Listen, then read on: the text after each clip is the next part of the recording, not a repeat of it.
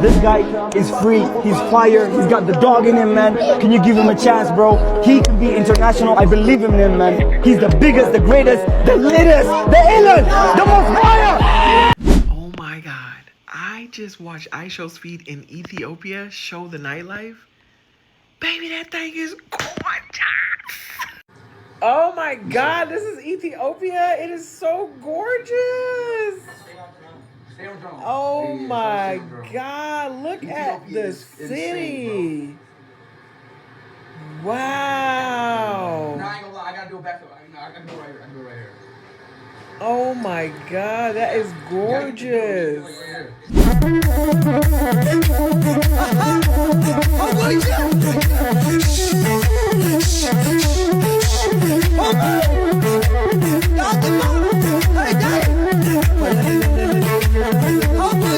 Speed really changing the game for real. Like, I didn't know Africa was such a beautiful country. They got cars, they got water, they got Wi-Fi.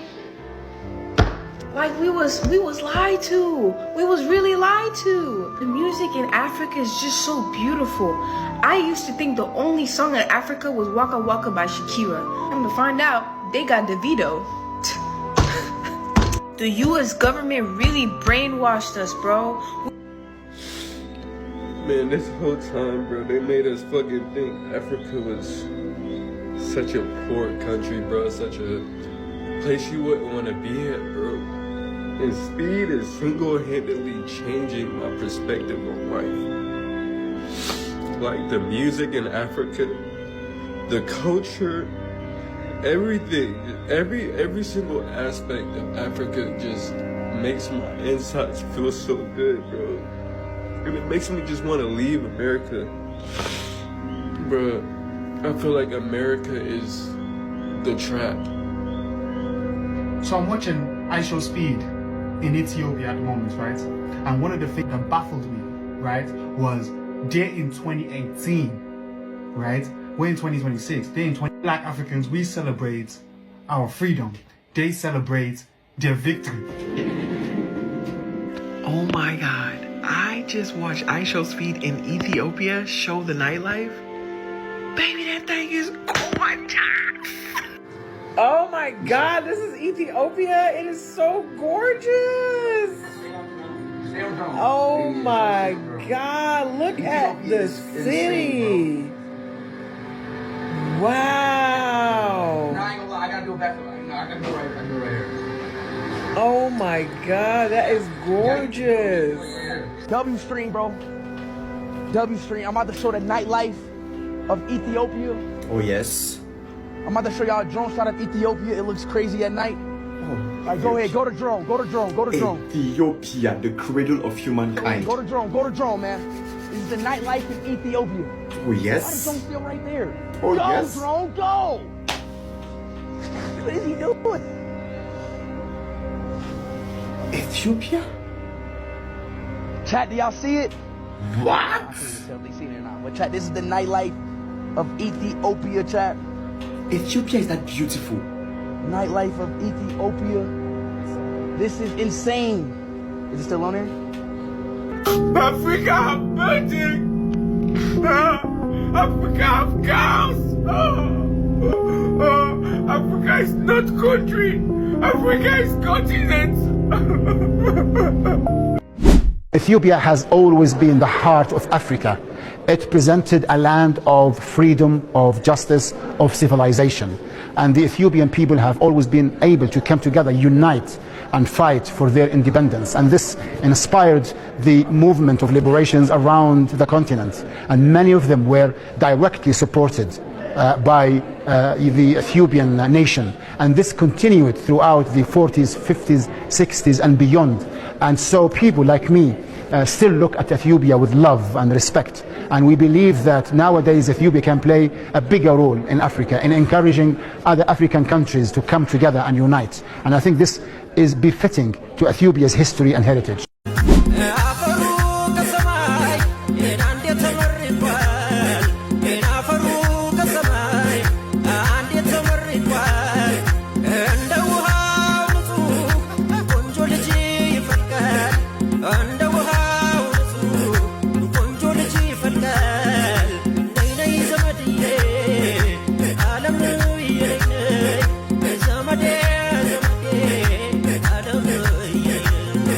ሰላም እንዴት ናችሁ?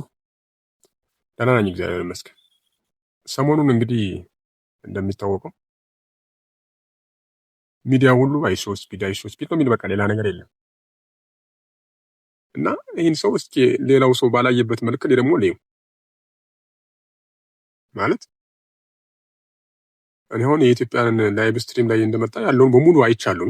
ሙሉ ቁጭ ብዬ አይቻለሁ። ሱቅ ላይ ነው የምሰራው። ሱቅ ቁጭ ብዬ ሙሉን አይቻለሁ ማለት ይቻላል። እና ምን ታዘብኩኝ? ይህ ሰው ምንም አይነት እውቀት እንደሌለው ነው የገባኝ። እኔ ምንም በቃ የሆነ ቦታ ላይ መሄድ ይፈልጋል፣ ይነሳል፣ መጥቶ እዛ ላይ ላይቭ ስትሪም ይጀምራል፣ ይሰራል።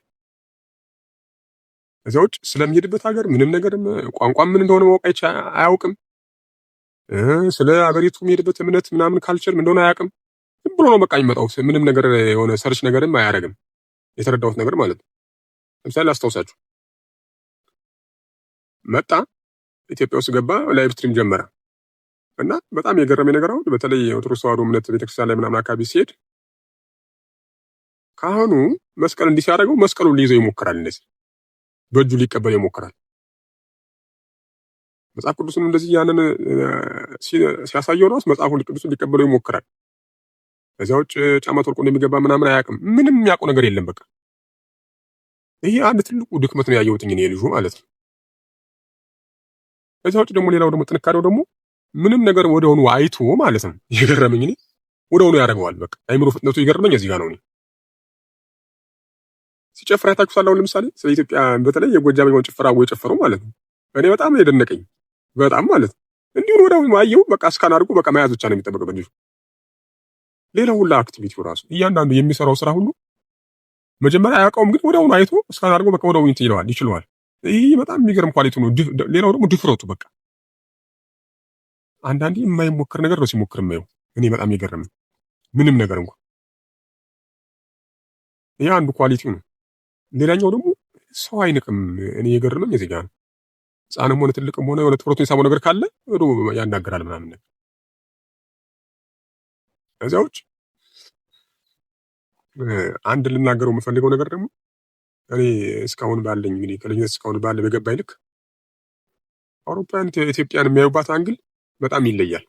በእድሜ ከፍዬ ልንገራችሁ። አሁን አንድ አውሮፓውያን ከ40 ዓመት በላይ የሆነ ካለ ስለ ኢትዮጵያ ሚስጥር ጠንቅቆ ነው የሚያውቀው። ልብ በሉ። ከ40 ዓመት በላይ ያለ ሰው ከሆነ እንግዲህ እድሜውን እኔ ሰርች አላረኩም፣ ምንም ሪሰርችም አልሰራውም። ለእኔ ግምቴ ነው በቃ እንግዲህ ማስቀምጠው። ምክንያቱም አይታችሁ ከሆነ ብዙ ኤንጂኦ የሚሰሩ ሰዎች እድሜያቸው በጣም የገፋ ነው። ለምን ወደዚህ መጣሉ ብትል አላማቸው እኛን ለመርዳት አይደለም የሚመጡት። ከጀርባው ሌላ ኬዝ አለ። መጥተው ኢትዮጵያ ውስጥ ያለውን ነገር ነው በቃ ባህል ሊሸረሽሩ ይችላሉ፣ ብዙ ቅርስ ሊያዩ ይችላሉ፣ ሊወስዱ ይችላሉ። ብዙ ነገር ነው ስራቸው እነሱ እንጂ እኛን መርዳት ብቻ አይደለም የሚመጡት ወደዚህ። ልብ አድርጉ። ብቻ እያንዳንዱ የዩኤን መኪና ውስጥ ምናምን የሚንቀሳቀሱ ከተማ ሳያላቸው ምናምን ብዙ የእርዳታ መኪኖች አሉ። እነዛ ውስጥ ያለው ሰው ብታዩት እድሜው በቃ ማክሲመም ወይም ሚኒመም በቃ 40 በላይ ነው ያለ ማለት ይቻላል። እኔ ወጣት አይቼ አላውቅም እስካሁን ባየሁት ነገር ማለት ነው። እና እነሱ መጥተው እዚህኛ ሀገር ላይ እንደዚህ ይሰራሉ። ከነሱ ሀገር ላይ ደግሞ ወጣቱ በተለይ ደግሞ ከ40 ዓመት በታች ያለው ወጣት ደግሞ መላው አፍሪካ ላይ በተለይ ደግሞ ኢትዮጵያ ላይ ምን እንዳለ የሚነግሯቸው በሙሉ ውሸት ነው የሚነግሯቸው። በቃ አይታችሁ ከሆነ ቲክቶክ ላይ ምናምን ነገር ወጣቱ ነው ራሱ የሚያለቅሳለ። ተረዳችሁ? በቃ ዜሮ ላይስ ይላል ማለት በቃ ዋሽተውናል ብሎ ያለቅሳል። የሆነ ብዙ ሰው 4 ነው 3 ሰው አይቻለው ቲክቶክ ላይ ራሱ የሚያለቅስ ነው። ወጣት ናቸው ገና በእኛ እድሜ ሊብር የሚሆኑ ናቸው። በቃ ስለ አፍሪካ በተለይም ስለ ኢትዮጵያ ዋሽተውናል በቃ ያለውን ነገር እንዴት እንደዚህ ያን ያወሩናል ብሎ የሚያወሩት እነሱ ማለት ነው። በጣም ነው የገረመኝ። ለምን የነሱ ጥሬ ዕቃ በሙሉ የሚሄደው ከአፍሪካ ነው። በቃ እነሱ አሁን አውሮፓውያን የሚጠቀሙብን እኛን እንድናደርግ አይፈልጉም። በተለይ አፍሪካ መላው አፍሪካ እንዲያድግ አይፈልጉም። እኛን ጥሬ ዕቃ እነሱ ይጠቀማሉ፣ እነሱ ያድጋሉ። እኛን ግን በእነሱ ሚዲያም በትምህርታቸው ካሪኩለም ራሱ መላው አፍሪካውያን በተለይ ኢትዮጵያን ደጋግሜ የምነግራችሁ ነገር ድሃ እንደሆን በቃ ሁሌ እንደምንራብ ምንም ነገር ከተማ እንደሌለ ነው የሚያወሯቸው እነሱ። እና አብዛኞቹ እነሱ ልጆች ምናምን በየቲክቶክ እየመጡ ምናምን የሚያለቅሱ አይቻሉ ገጥሞኛል እኔ ቲክቶክ ላይ ማለት ነው። እና በዚህ ላይ ሚኒስትር ላይ ብዙ ነገር ተቀይሯል ብዬ አስባለሁ። እንግዲህ ብዙ ጥቅም አግኝተንበታል። በተለይ ወጣቱ ክፍል ሚዲያ የሚጠቀመው ነገር ኢትዮጵያን አይቶ ይነቃቃል። ውሸት እንደሆነም እየገባውና እነሱን ራሱ ቻሌንጅ ሊያደርጋል ብዬ አስባለሁ። ወደፊት ራሱ የእነሱ ወላጆቻቸውን ራሱ ቻሌንጅ ያደርጋሉ ልጆቹ ማለት ነው። እንዴት ብሎ ሊጠይቁ ይችላሉ። ልብ አድርጉት። ይህን ያህል ዓመት ይህን ያህል ዘመን በቃ እንግዲህ ኢትዮጵያ ሴራ የሚሰራባት ብዙ ሺህ ዘመን ነው የሚሰሩባት ኢትዮጵያ ላይ ማለት ነው። ምክንያቱም በዚህ ሀገር ላይ ያለውን ነገር እነሱ ጠንቅቀው ያውቁታል። በተለይ እድሜያቸው የገፋ ሰዎች ማለት ነው። እና ያንን የእነሱ ልጆች ውሸት እየነገሩ ወደዚህ መጥተው እንዳይጎበኙ በቃ ምንም ነገር የማይሰሩት ነገር ስራ የለም። የማይሰሩት ስራ ማለት ልነግራችሁ ማለት ስራ ብዙ ስራ ነው የሚሰሩት። ግን እዚህ ኢትዮጵያ ውስጥ የሚካሄደው መንፈሳዊ ህይወት እነሱ ደግሞ ጠንቅቀው ያውቁታል። ደግሞ ወደፊት ምን እንደሚሆን ምን እንደሚካሄድ ስለሚያውቁት ነው እኛን ኢትዮጵያውያንን ስፔሻሊ በቃ ጫና አድርገው በተለያየ መልክ እንደ ቅኝ ግዛት ሊገዙን የሚሞክሩ ማለት ነው። ፊዚካሊ መጥቶ ቅኝ ግዛት ያልገዙንን ሰዎች እዚያ ሆነው እነሱ በግሎባላይዜሽን ዘመን ነው በማለት በቃ ብዙ ነገር ሊገዙን ይሞክራሉ። ቤተ እምነት ውስጥ ራሱ ገብተው ተሰግስገው ገብተው የሚረብሹ አሉ። ብዙ ነገር አሉ። ከዚህ ጉዳይ እንውጣና አሁንም ወደ ላይቭ ስትሪሙ ልመልሳችሁ። ያደነቋችሁ ሰዎች አሉ። በቃ ይሄ ትዝብት በእኔ ነው እንግዲህ ፕሮግራሙ ራሱ መጀመሪያ እንደገባ ጀምሮ መርካቶ አካባቢ እንደገባ አንድ ቶፊክ የሚባል ልጅ አለ። እሱ በድንገት ነው ያየው። ምንም አማራጭ አልነበረው። ከእጁ ላይ የነበረውን ሀብል አውጥቶ ሰጠው። ይህ የሚደንቅ ኢትዮጵያዊ ባህል ነው ነገራችን ላይ እንደ ቀልድ የምታይ አይደለም። ብዙ ሰው ክሬዲት ሰጠውም ራሱ አላየሁኝም ሚዲያ ላይ ራሱ። የሚደንቅ ልጅ ነው ይህ ልጅ። ከዚህ አለፍ ብሎ ደግሞ ሁለት ሴቶች ደግሞ አሉ ደግሞ በ5 በ6 ሺህ ሊሸጡ የሞከሩት። እነዚያ እንግዲህ እግዚአብሔር ይላቸው ምንም አላቸውም፣ ልቦና ይስጣቸው። ብር እንደው ገንዘብ እንደው አላቂ ነው፣ ግን አገርን እንግዲህ መሰል ነገር ግን የለም። አገርን ኢሜጅ የሚያበላሽ ነገር ማለት ነው። ከዚያ በኋላ ወጡ ያለው ነገር እንግዲህ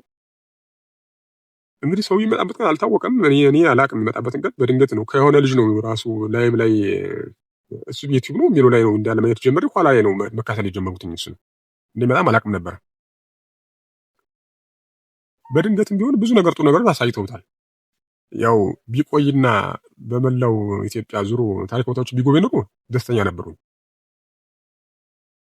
የቀረውን ሀገር ደግሞ የምሰጠው ደግሞ እንግዲህ ለሾው ኢትዮጵያ ነው። በቃ እኔ ድል እንዲሰራበት የምመክረው ማለት ነው። ስለሱ ልጅ ብቻው መጣበታል። ሾው ስፒድ እዛም ወጣ። ብዙ ባህላዊ ጭፈሮችን ማየት ሞከረ። የተሰራውንም የከተማ ልማት ምናምን ማየት ሞከረ። ብዙ ነገሩ ያስደስታል። ግን የገረመኝ ደግሞ አንድ ምርአፍ የሚባል አለ አስጎብኝ። ይሄ ጥቁር ቲሸርት የለበሰ ሰውዬ በጣም የሚገርም ሰው ነው።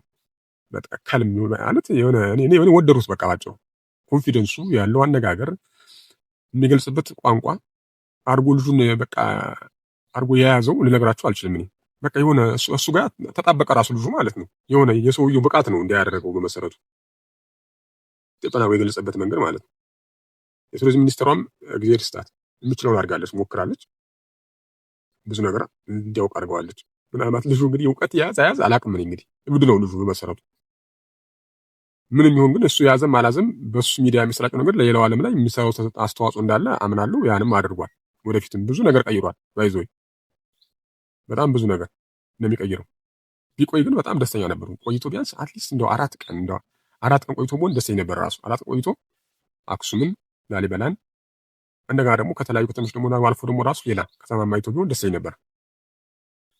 ግን ደግሞ እንደሚመለስ አምናለሁ ልጁ። ምክንያቱም ሁሉ ሪከርዱ ራሱ በቪውም ሪከርድ በሰብስክራይብ ሪከርድ እስካሁን እስከ ኢትዮጵያ ላይ ነው ያለ። መቼም ይሄን ቁጭ ሲል ሳየው አይቀርም እና ይመልሳል ይገምታለሁ። እዚያ ውጭ ሞዴሊስቷም የምትገርም ሰው ነች።